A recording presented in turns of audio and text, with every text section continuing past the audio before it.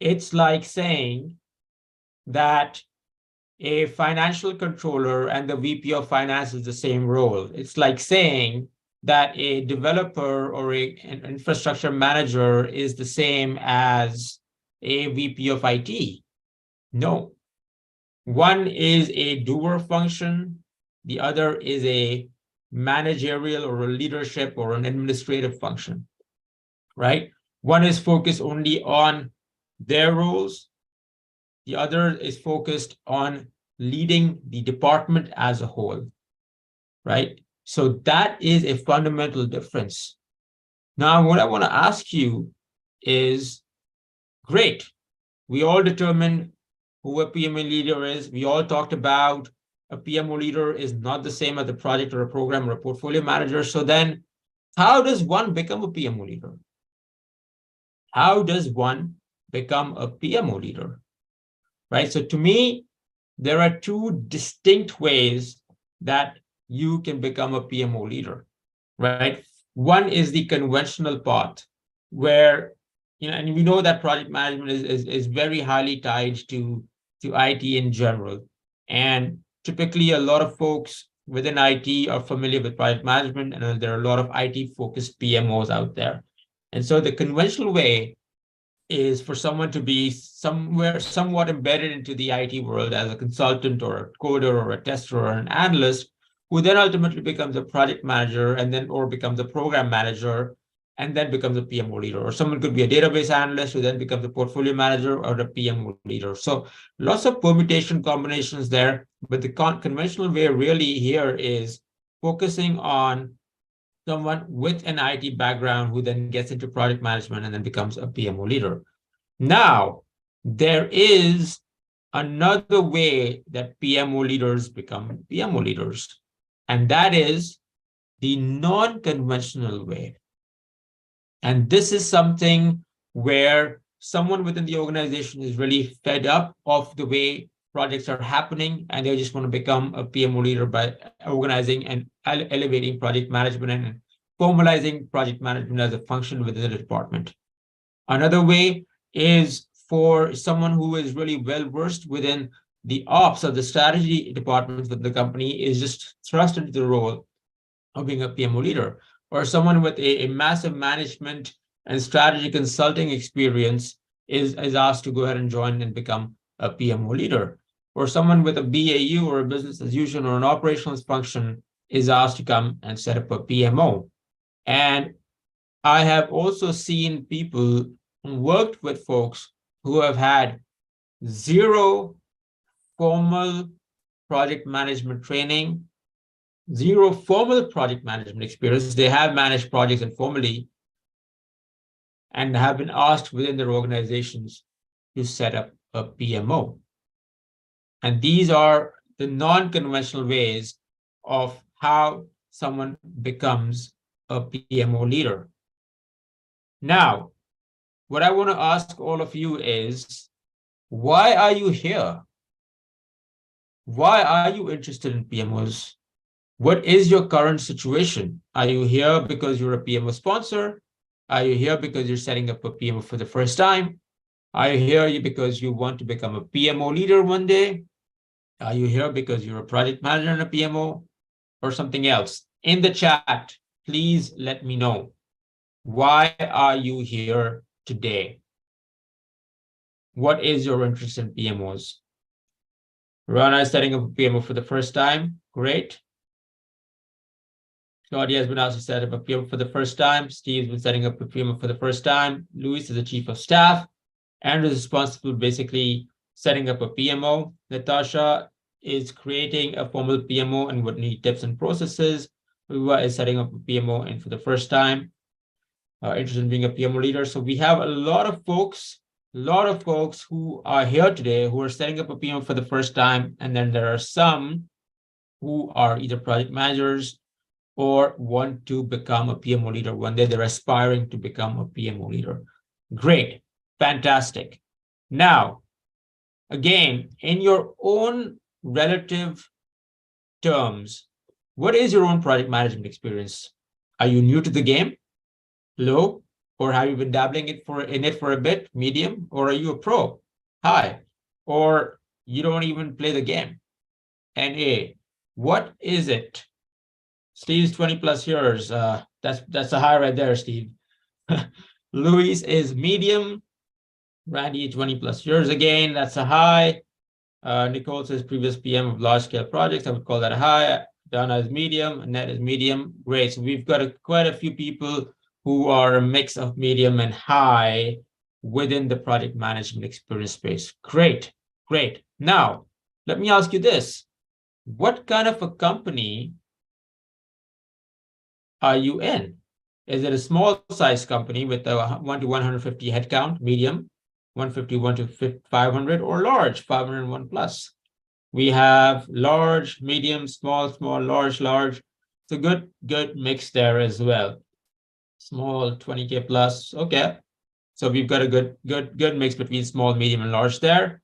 In fact, not so much medium, but really small and large. Okay, fantastic. And then my final question to you here right now is, a lot of you talked about becoming a PMO leader. A lot of you talked about that they are actually being asked to set up a PMO leader right as PMO right now. Let me ask you, if I were to ask if you would rate your PMO leadership journey and categorize it, would you think you followed a conventional PMO leadership path or a non-conventional PMO leadership path? Which is it? Steve says conventional. Luis says non-conventional. Conventional, conventional, non-conventional, conventional, conventional, non-conventional.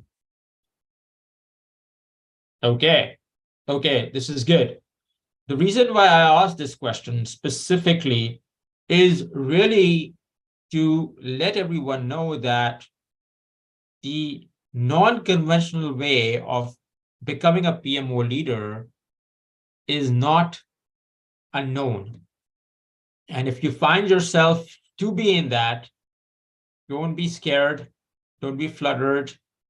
There are others like you, and it is totally fine for you to bring your experience, whatever it is, and use transferable skills to become the PMO leader your company needs you to be. And in many webinars that I conduct, many sessions that I have, I see that the gap between the non-conventional and the conventional roles, the percentage ratio is becoming closer and closer. In fact, in some sessions, it has become almost 50-50, right? And so the non-conventional way really is not so much non-conventional anymore, right? In fact, the way the dynamics of the organizations, the dynamics of the profession are changing is that I'm seeing many folks who are much younger in their experience are getting asked to set up a PMO. Now, that could be a function of how quickly organizations are moving. It could be a function of how advanced and how quickly people are able to get the relevant experience and build the credibility and trust within their organizations. But I know that in the past, when you had PMO leaders, you would have had at least 15-20 years of experience before you were asked to set up a PMO. Now, people who have only 5 years of experience are asked to come in and set up a PMO. That is a massive dynamic shift and a great opportunity for all the folks out there who want to aspire for the top PMO and project management role, right? And so that is the wonderful thing about this role, is that there are many ways to get this opportunity, and it requires a lot of different facets. But every organization has its own unique, varying needs, and it has different skill sets or requires different skill sets. And so chances are that there are organizations out there where your acquired skill sets are going to be a perfect fit for you, and you're going to get that role of a PMO leader, right? So congrats. Now you're a first-time PMO leader. Now what? Now, what is it that are you going to do? We have quite a few PMO leaders, first-time PMO leaders in our session today. I'm going to ask a couple of you, what is it that you are doing right now to set up your PMO in the chat in a summary format?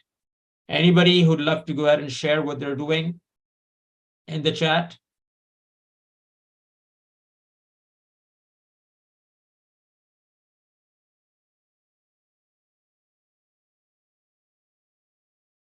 Okay, as people are typing up the responses, I do want to go ahead and, in the interest of time, continue with where we want to go, which is now I know that, okay, somebody responded, reviewing existing processes and identifying gaps and requirements based on issues we have experienced over time. Fantastic. That's a great way to start.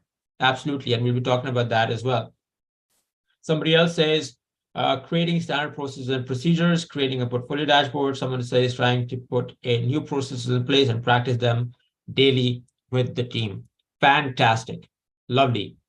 But one thing that I do want to make sure all of you know is that no matter what your past experiences are, no matter how well versed you're in with PMO and project management, no matter how many times you've set up a PMO before or not, once you are found that PMO leadership opportunity, the clock starts ticking.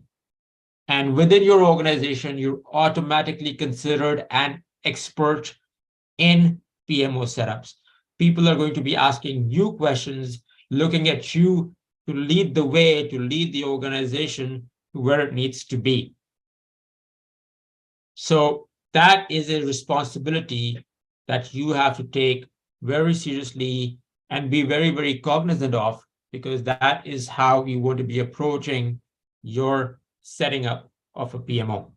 Now, with that awareness in mind, having a can-do attitude and displaying some level of urgency, you're going to be good to go and set up a PMO, right? So how do you do this in 100 days? Here are the key phases and steps to establish and evolve a PMO, right? Phase one is assessing the maturity of a PMO. That is a great way to cover the first month. Phase two is establishing target state and defining the roadmap, and that's really good for the months 2 and 3. Phase three is prioritizing and implementation, which is days 35 to 84, and then phase four is striving for continuous improvement, which is 77 to 100 days and beyond. Now, one of the things that I want to make sure that you are all familiar with and aware of is that these timelines are just guides. They are not a recipe. Depending on your organization, depending on the size of your teams, depending on the maturity of the situation, the process, and the tasks at hand, depending on the cooperation of your stakeholders, depending on what the sphere of influence or the scope of the PMO is, this could vary dramatically, right?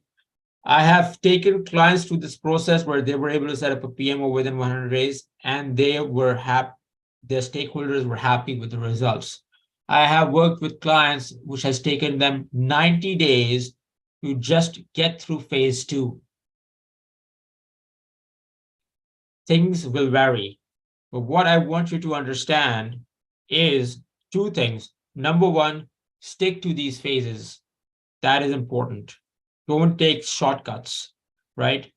Number two is within the 90-day time frame or even the 100-day time frame, at least get through the definition of your roadmap.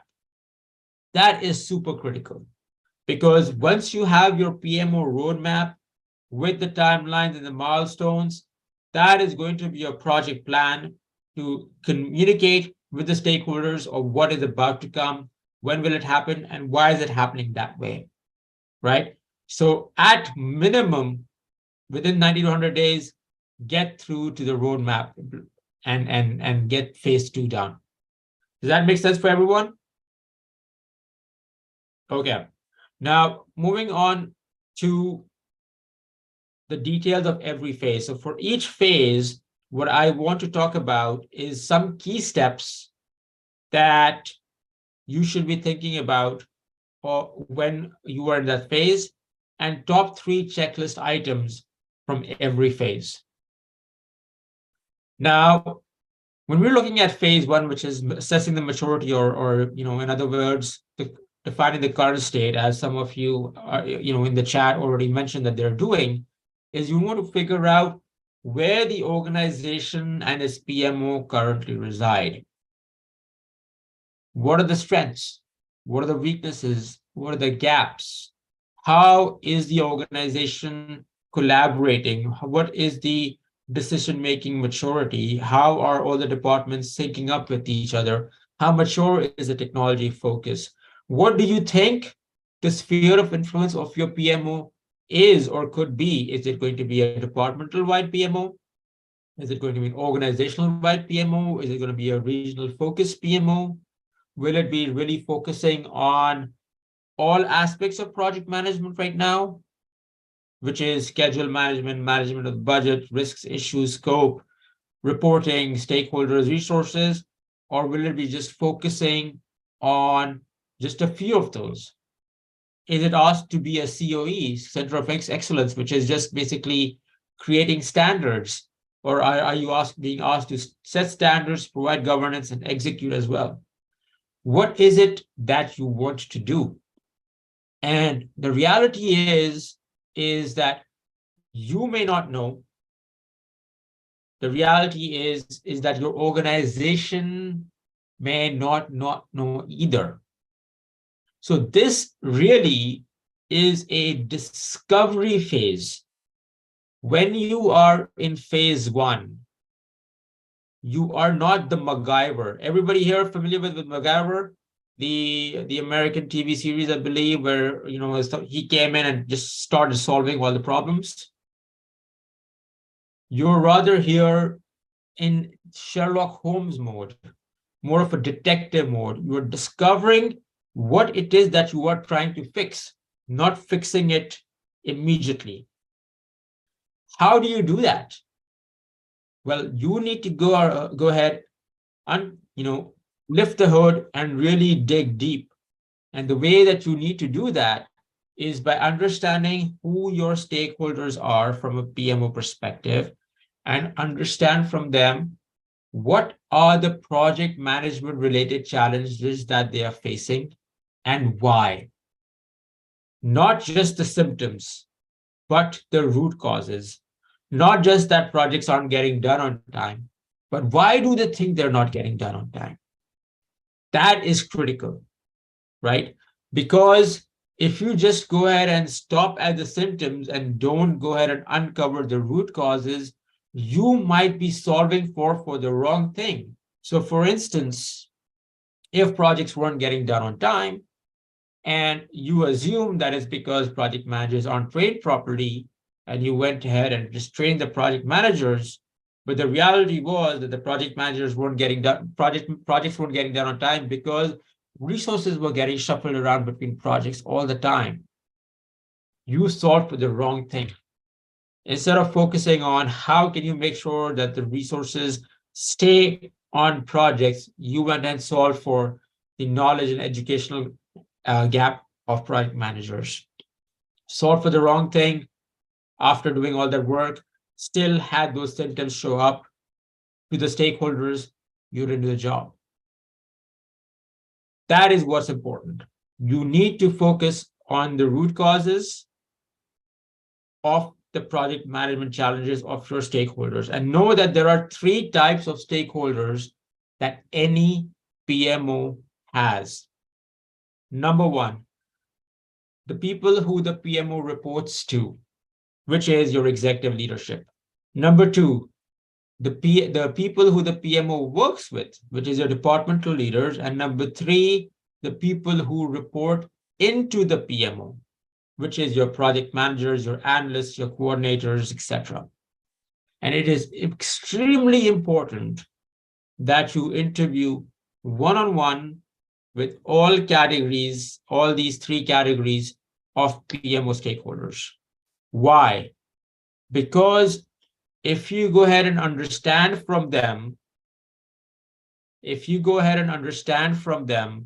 what their challenges are and why they exist, and when you come up with your recommendations in the future phases of your PMO setup, they would have been bought in, because it is their problems that you are looking to solve.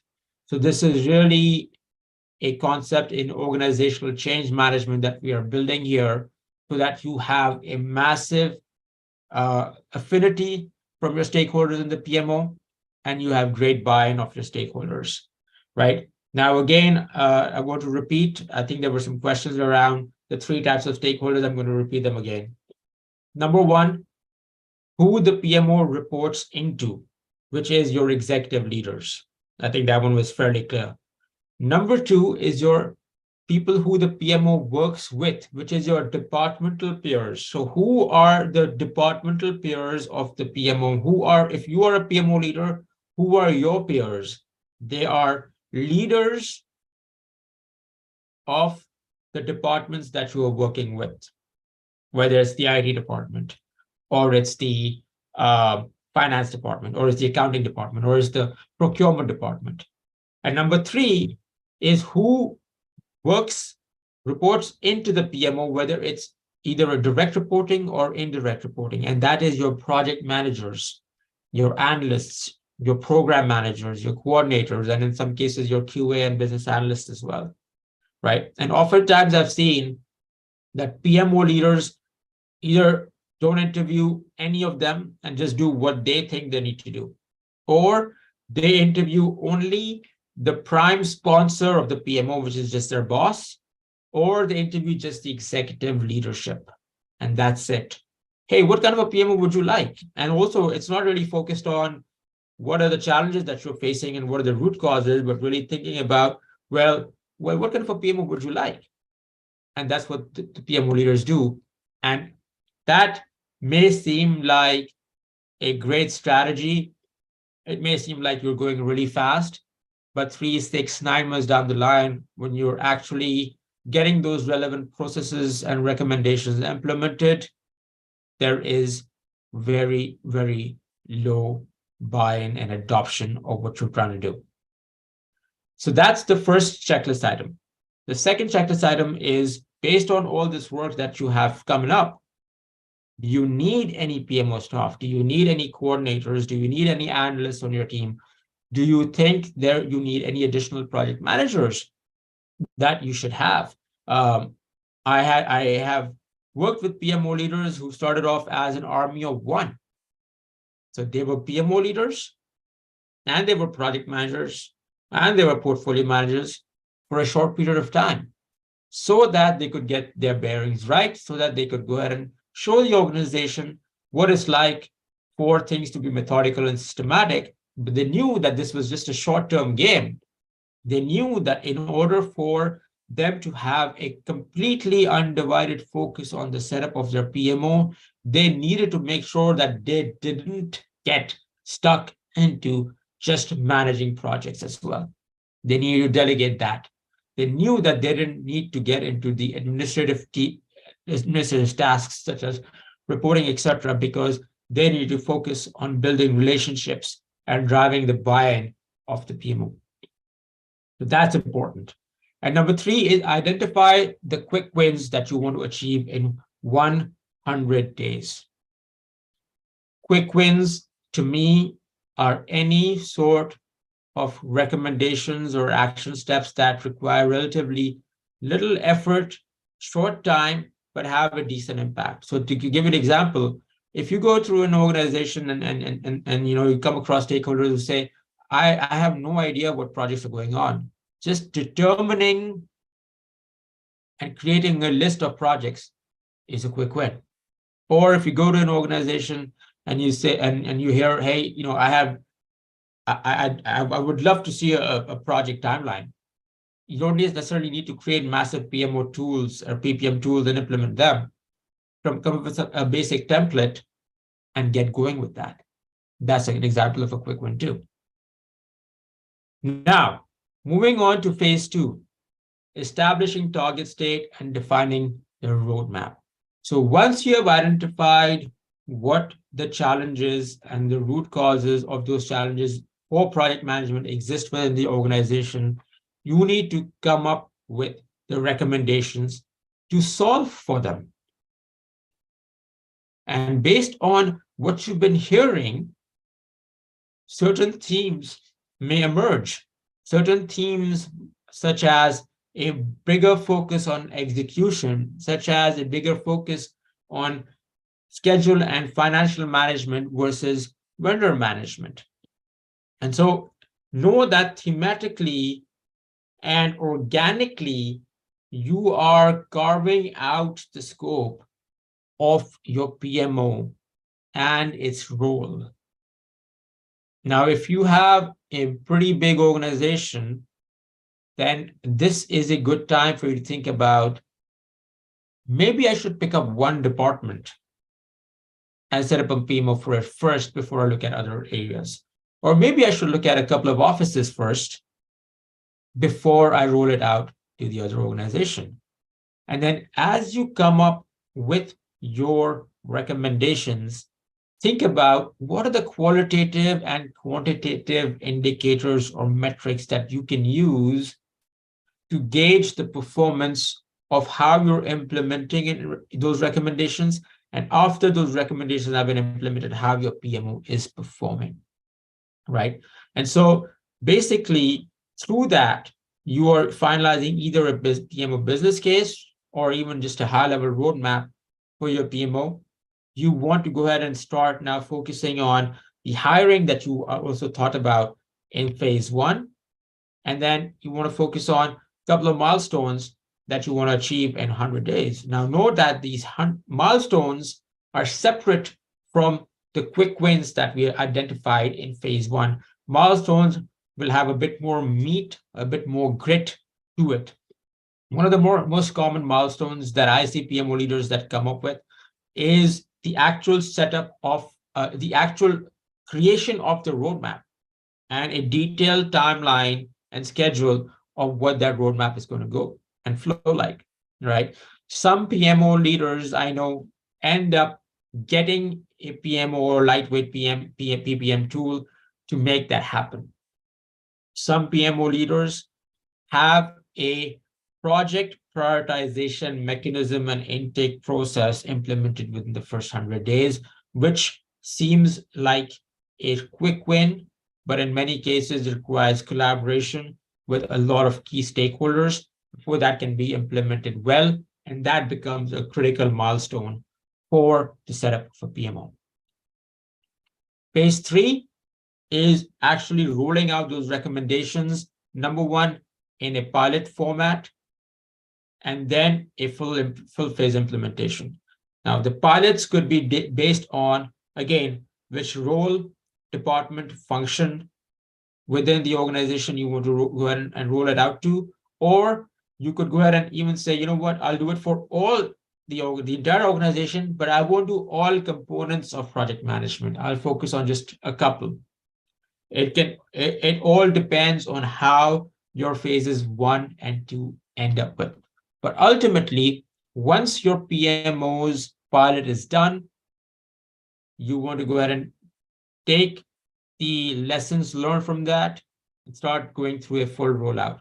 Now, one thing that I want you to do when you go with the full rollout is making sure that you are conducting road shows across the organization. What is a roadshow? A roadshow is essentially a kickoff for at the departmental or an office or a geographical level for the organization and those stakeholders to know that, hey, you know what? We went through phase 1, we went through phase 2. Now the PMO is ready to get out in the world. And when we had those conversations in phases 1 and 2, this is what we heard, and this is what we're doing about it. This is a roadmap specifically for your department, for your geography, for your office. We're doing this, and that is because of what we heard in phase 1. And I know that you're also interested in a few other things that are going to come 30, 60, 90 days from now. That is setting expectations and making sure you are developing the foundation of success for you and your PMO by setting those expectations, right? So the implementation of a PMO is essentially just the realization of the recommendations that you came up with. That's it. Just the implementation of those recommendations. And that is how you start flushing out the PMO. That is how you start putting action to words. That is how you make sure that people are seeing what is happening, what is that from chaos to calm, from completely out wild west situation, methodical way of managing projects, from complete opacity to transparency in how projects are run, and making sure that things are happening in a collaborative way.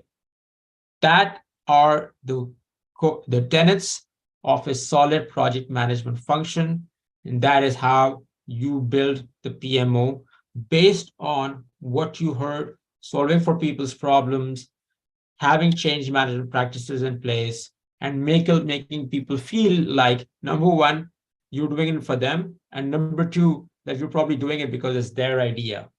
Either way, it works well, drives tremendous buy-in for your PMO, which is critical for your PMO success.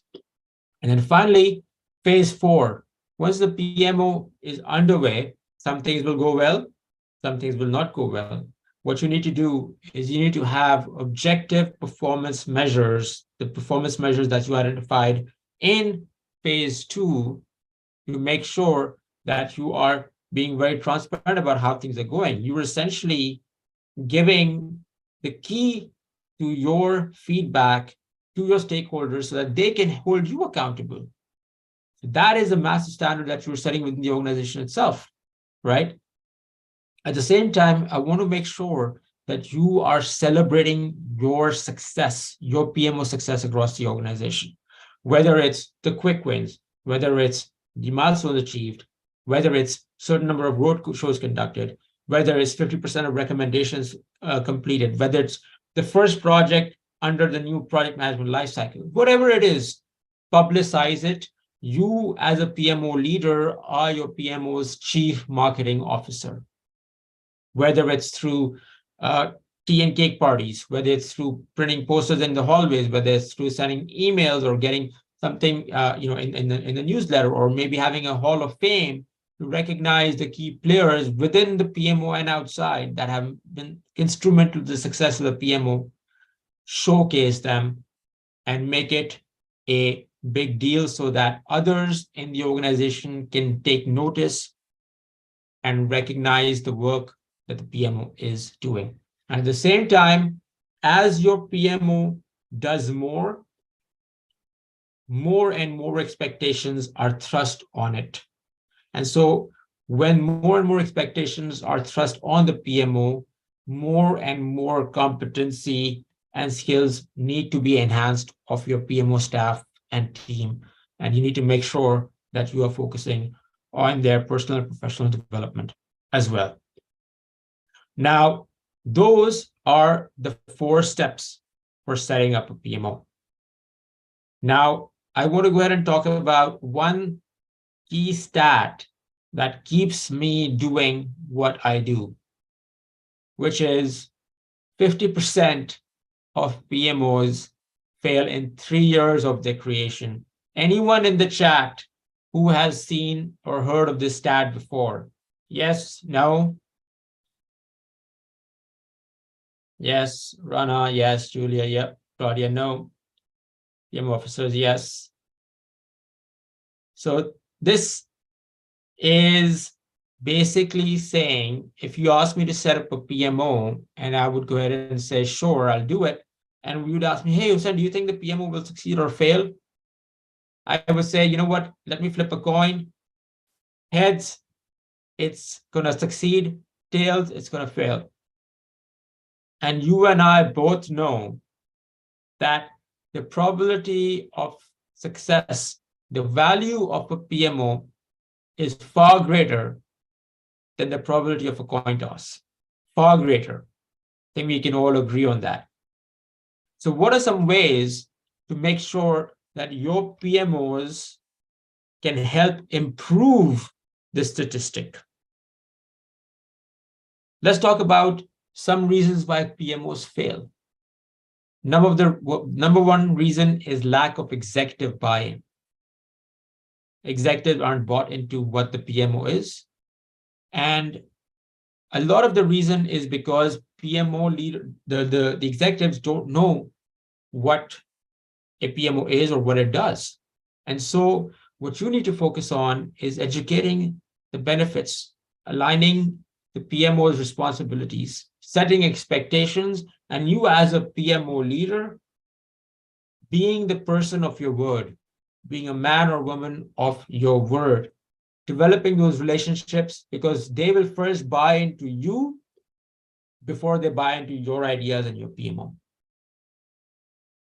The second reason is perception of slowdown and red tape. Now, some PMOs have given the PMOs in general a bad rep, right? And these perceptions are very, very common. So in order for you to make sure that you cross this hurdle, bend backwards to ensure processes fit organizational culture, have that can-do attitude, and make sure that you are doing things in non-project management speak, so people who don't understand project management can also associate with it. And of course, when you're starting small, you want to make sure that the people that you are working with, their success, use them to go ahead and market and share their success stories so that it better markets your PMO as well. And then third reason is policing. We don't want to go ahead and deal with the PMO. It does nothing, but the minute I do something wrong, it comes in and slaps my hand. That is a perception that organizations and other stakeholders have, right? So what you need to do is early on, focus on just getting things done versus making sure things are done in the perfect way. Progress is better than perfection and not done. Display that level of flexibility. Show some patience with your stakeholders. Not all stakeholders will get it immediately in one shot, right? So you want to make sure that you have that mindset out there as well. Further, I want to talk about 3 tips that will help you boost your chances of success, and then we'll get into Q&A. Number 1, have the right mindset.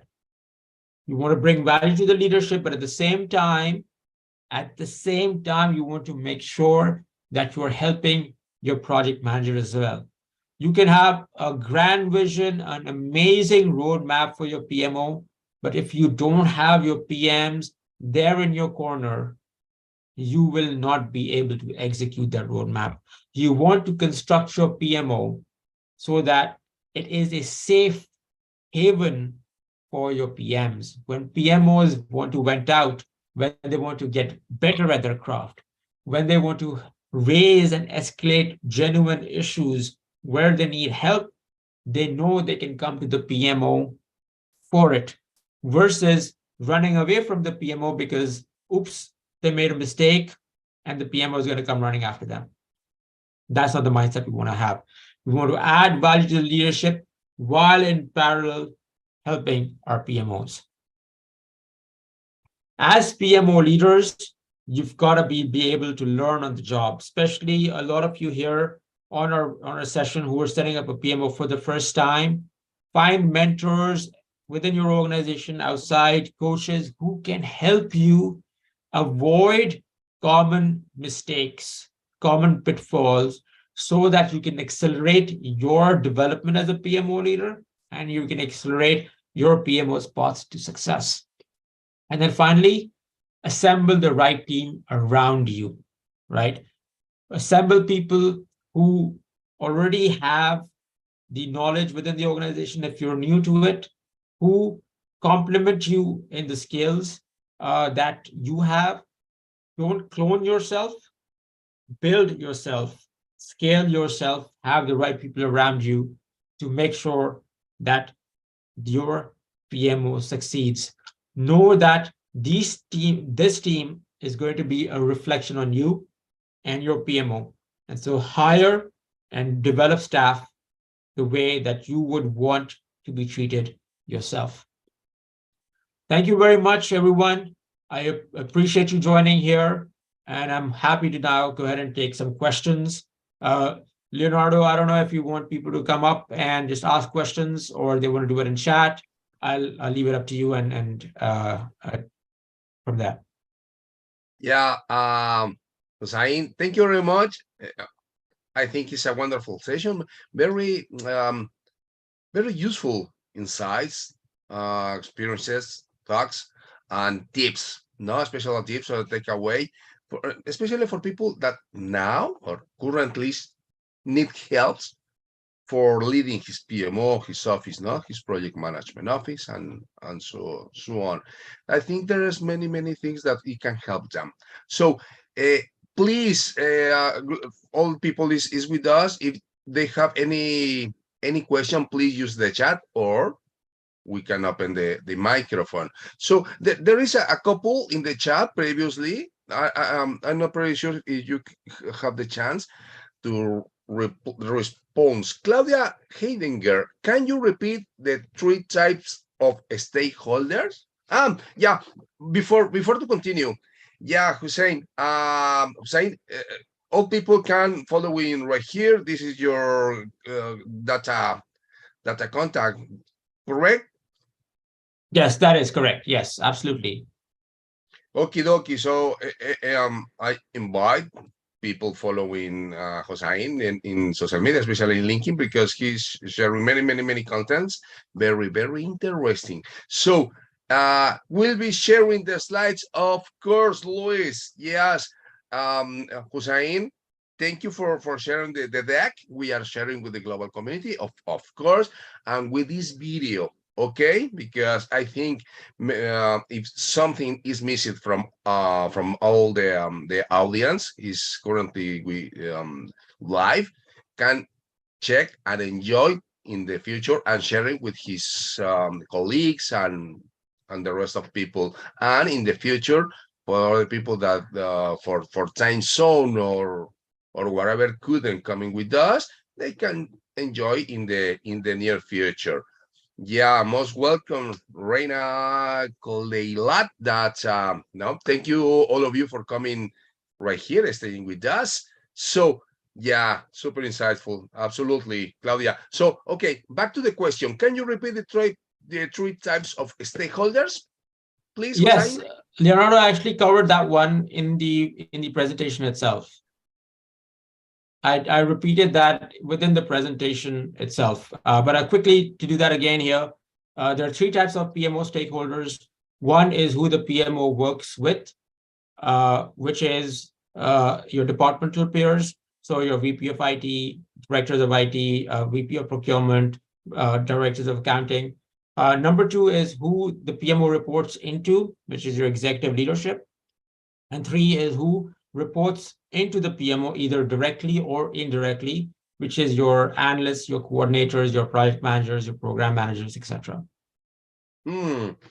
Interesting. I have my own theory, because this question, everybody raise the hand. Hey, which is the type of stakeholders? No, everybody, every word in every organization. No, and so my own theory, that I'm 100% aligned with you, but I put it in strategic, C-level, and any similar role. Yeah, because it could be internal or external, depending, as you well said. Tactical, that is all the PMO teams and all the project managers, product managers, program managers within the organization, or maybe external. No, if you are talking, or you are in a PMO with several software development, for example, you have software teams, externals, no, for functionalities or modules or specific whatever. Now that you have this, I call it tactical, and and operational, that is all the technical teams, internal, as you well said, and externals. Yes, we can include the several stakeholders from other business units, from other companies, countries. Maybe you in the PMO is global PMO that need to be in contact with several countries. Maybe the same product, who knows? Maybe they share the same solution, who knows? No, that they need to implement in several countries, and it's very complicated to put in in this categorization of stakeholders. No, but that's my point of view. No, but it's very, very useful. But Absolutely. I mean, I think that's a great way of looking at it as well. thank you. Okay, many other questions by chat or by open micro, please. No, we have the time right now. Claudia, by chat. Well, congrats, no? Okie dokie, thanks for sharing. Oh, Hussein, I have a question. Many C-level, they need more information, or maybe they don't have all the right information about what it means, project management, PMO, and in these cases, they don't know why will be useful for them to put a PMO in his organization. No? They say the C-level, a sponsor PMO or similar. Why I need a PMO? Why?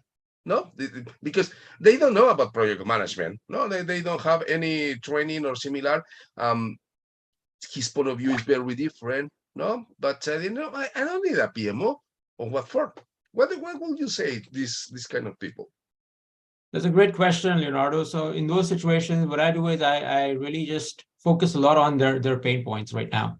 What is the organization seeing? Is it seeing that we're overspending on initiatives? Does it mean that initiatives aren't getting done? Are we seeing a lot of miscommunication and zero collaboration between departments and in terms of when things need to get done? Are we seeing people getting overworked and overstretched, and because of that, people are either leaving or the quality of work is declining? And what are the ramifications of all of that? Is it impacting budget? Does it have reputational damage? Does it have key promises to customers that weren't being made? So when we do those sort of tie-ins, so pain points and the effects, then you ask them, what do you think that needs to happen?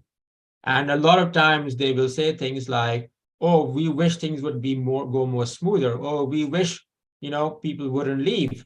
And then you tell them suggestions on what needs to happen. And without even mentioning the word or term PMO, you are essentially telling them what it is that needs to happen. And you are the right person to do it in the guise of a PMO. So you can call it a PMO, you can call it a transformation management office, you can call it a value management office, you can call it nothing, you can just call it project management.